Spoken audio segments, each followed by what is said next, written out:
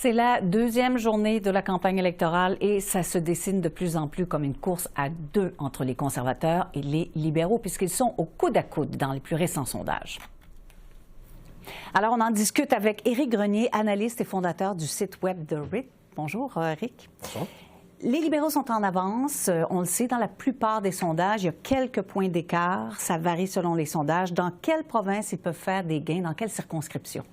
Les gains, je pense, pour les libéraux, c'est surtout dans l'Ouest canadien. Parce qu'on voit en Ontario, au Canada Atlantique, l'appui pour les libéraux est à le même niveau qu'en 2021. Mais on voit en Colombie-Britannique et en Alberta aussi qu'il y a une hausse d'appui pour les libéraux et ça pourrait donner des nouveaux sièges, surtout en Colombie-Britannique, des sièges qui sont maintenant détenus par les néo-démocrates. Il y a aussi au Québec, parce qu'on a vu qu'il y avait un baisse d'appui pour le Bloc québécois et ça donne des options pour les libéraux, surtout dans les banlieues de Montréal, sur le rive sud, le rive nord aussi. OK. Donc, où est-ce que les conservateurs vont perdre des sièges? Est-ce que c'est aussi dans l'Ouest, on imagine? Je pense que les conservateurs sont en bonne position pour garder leurs sièges. Okay. Parce que maintenant, dans mes projections, je donne à peu près 130 sièges pour les conservateurs. Donc, c'est quelques gains. C'est surtout des gains aux mains des néo-démocrates et c'est en Ontario et aussi en Colombie-Britannique. Mais pour les conservateurs, c'était le banlieue de Toronto qui était le cible. Je pense que maintenant, avec les chiffres qu'on voit en Ontario, ça va être assez difficile pour les conservateurs de faire des gains. Bon.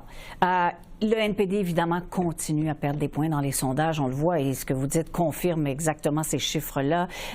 Est-ce qu'il peut encore remonter la côte? C'est toujours possible, mais c'est simplement un espoir pour les néo-démocrates maintenant. Parce qu'on voit que Jagmeet Singh, ses chiffres personnels sont beaucoup plus bas qu'on l'a vu en 2021. Et il n'y a pas vraiment de momentum pour les néo-démocrates. On voit dans les sondages, des fois, c'est 10 11 et même dans le 8 ou même le 9 au niveau national. Et je pense que ça va être très difficile pour les néo-démocrates. C'est toujours possible que quelque chose va arriver, mais on ne voit pas les signes dans les chiffres que il y a une raison pour l'optimisme chez l'NPD. Bon, on a vu le chef du Bloc hier qui disait dans ses discours qu'il allait défendre les Québécois face aux attaques de Donald Trump, notamment sur la question de la gestion de l'offre, etc. Est-ce qu'il risque de perdre des sièges dans les régions plus urbaines, à Montréal, par exemple? Je pense que oui, parce qu'on a vu que c'est les libéraux qui ont fait des gains aux mains du Bloc québécois. Les conservateurs ont toujours plus d'appui maintenant au Québec qu'il y a 4 ans.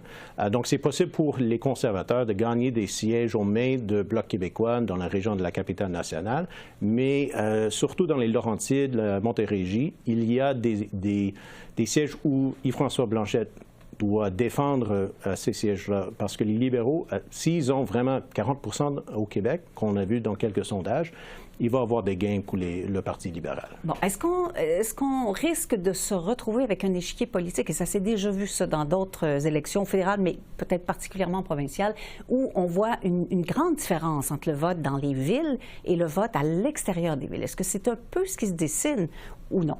Je pense que oui, parce que c'est les mêmes tendances qu'on a vues dans les dernières élections. Et le fait qu'on voit un mouvement du vote NPD chez les libéraux, probablement il va y avoir beaucoup d'appui pour les libéraux dans les villes. Et ça va être dans le reste du pays où ça va être tout bleu. Bleu Bloc québécois, bleu conservateur aussi. Mais oui, les tendances qu'on a vues dans les dernières années, je pense que ça va continuer dans cette élection. Comment les jeunes vont voter? Qu'est-ce qui se dessine dans l'électorat chez les jeunes? Ça, c'est volatile. On voit... Quand Justin Trudeau a démissionné, c'était les conservateurs qui étaient en première place chez les jeunes.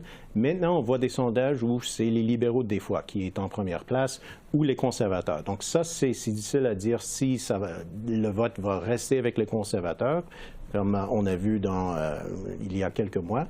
Mais chez les jeunes, je pense que c'est toujours volatile. Mais il faut dire que les jeunes ne votent pas dans les grands nombres. Donc ça va être vraiment décidé entre l'électorat qui est plus âgé. OK. Et est-ce qu'il va y avoir une différence entre le vote des hommes, le vote des femmes? Est-ce que ça commence à se dessiner, ça? Oui, parce que maintenant, on voit que les deux partis sont à presque égalité au niveau national, mais quand c'est une égalité entre les libéraux et les conservateurs parmi la population générale, c'est une avance chez les hommes pour les conservateurs et une avance chez les femmes pour les libéraux. Et semble que ça va être le cas aussi dans cette élection. Bon, on est au début de la campagne. Tout peut arriver, évidemment, et ça arrive fréquemment en campagne. Et les débats n'ont pas eu lieu encore, ils auront lieu bientôt, on le sait. Qu'est-ce qui pourrait faire basculer les choses maintenant? Il y a toujours Donald Trump aux États-Unis, mais je pense aussi qu'il y a le fait que pour Mark Carney, c'est son première campagne et c'est son première expérience dans la politique active. Et je pense qu'il y a toujours un risque pour les libéraux parce qu'on voit que Mark Carney est populaire, plus populaire que Pierre Poilievre en ce moment, mais il y a beaucoup de Canadiens qui n'ont pas une opinion très ferme par rapport à le chef libéral. Donc, si la campagne va bien pour Mark Carney, probablement il va gagner. Si ça va assez mal, peut-être pas.